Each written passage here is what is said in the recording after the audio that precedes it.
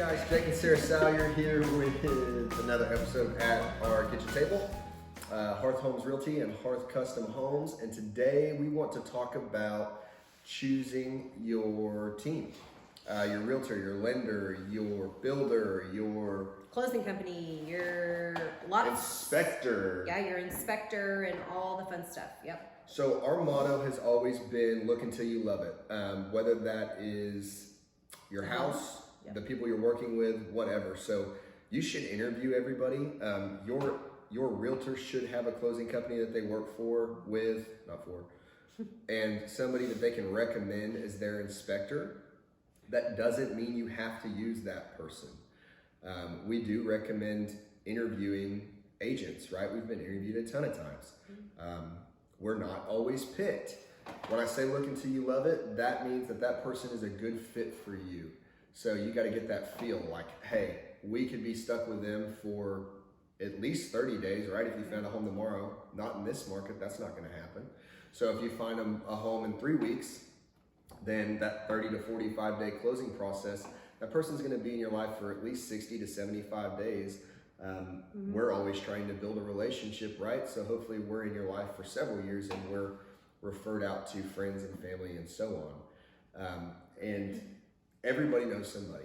So your friends or family may say, hey, Susie Q just got licensed and we think they'd be great. Well, if they just got licensed, how knowledgeable are they?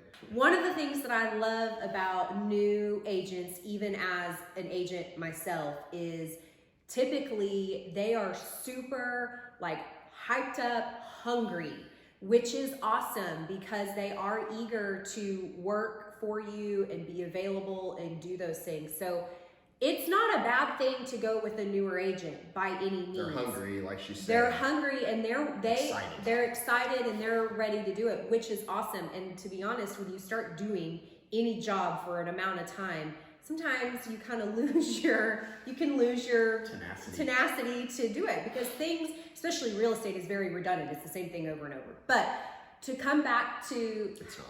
The transactions are all the same. You got good agents, you got terrible agents, you got agents you don't see again. I know, but the process, it's not the same thing. The process from start to finish is all the same. You go through the same steps to get to the end result. But what I want to say is new agents are not a bad thing. What you need to do with a new agent is ask the right questions and upfront and make sure and there are so many free resources. Seriously, there are free resources everywhere that you can use. What should I ask my agent?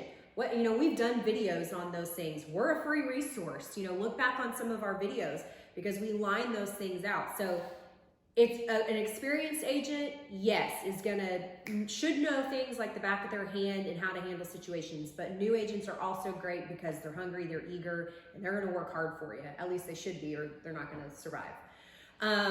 So anyway, continue on. That's what you were saying. I was going to talk about inspections. Yeah. Before I was so rudely interrupted. Inspectors, right? So we had a client, it's been 3 years ago. Oh gosh, yeah. This is an awesome story, not for them. No. Bad story for them. So they said we'd been through one deal that busted. They wanted to use Joe Smo inspector, never heard of this person. And hey, he was recommended to me by a guy I worked with. Okay, cool. That's your choice. So he uses that person. I don't know what kind of inspection they did. I would say it was okay-ish. House was a crawl space.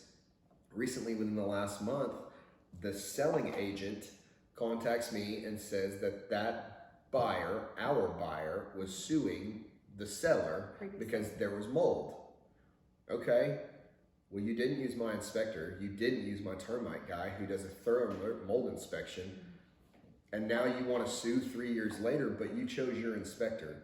Guys, there's a reason that we work with the inspectors that we work with. It's not because they sweep things under the rug. They are thorough. We trust them. We trust them on our personal investments.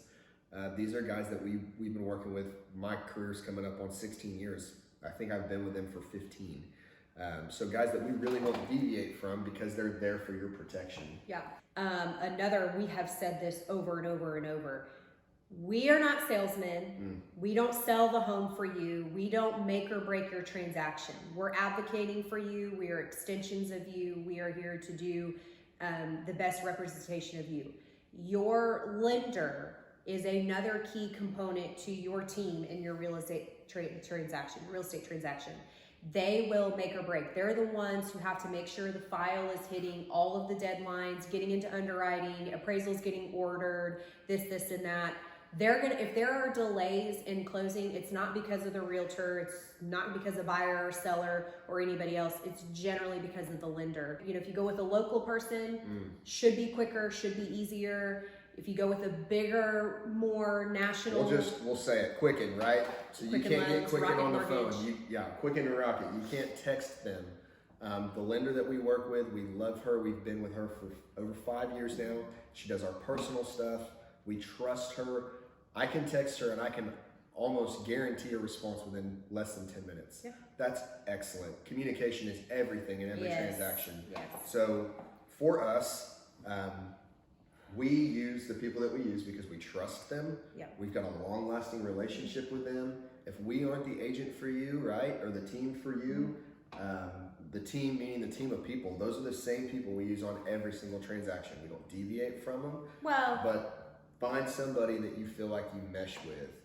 Like we say, look until you love it. Just on a house. We don't deviate on our recommendation for them. If you always, if you've got somebody that you're married to, that you've had a successful transaction with, a lender that you love and you said they did great, that is totally your choice. But we use the people we use because we trust them.